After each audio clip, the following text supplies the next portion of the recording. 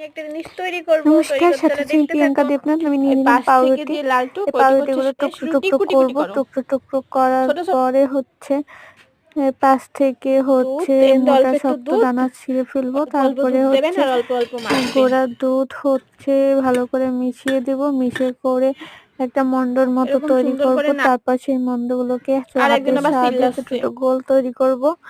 গোলগুলো তৈরি করা হওয়ার পর কিছুক্ষণ হ্যাঁ, রেখে দেখতে দেবো। রেখে থাকুন। দেওয়ার পর যখন একটু শক্ত হয়ে তারপর উঠবে দেবেন তখন কড়াইতে হচ্ছে তেল। কড়াইতে সয়াবিন তেল বা গরম হবে। সাদা তেল দিয়ে এই তেল গরম হয়। মন্ডগুলোকে ভাজতে হবে। এখন ভাজার এইটা সময় ভিডিও হচ্ছে করতে আমার মনে নেই।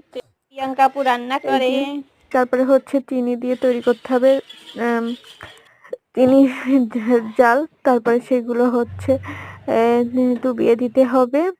এইভাবেই তৈরি হয়ে গেল তৈরি পাউরুটি করলাম। রসগোল্লা। দারুণ খেতে, করে দাও। দারুণ। করে আমার দাও। ভাইয়ের ছেলেকে দেয়া হচ্ছে।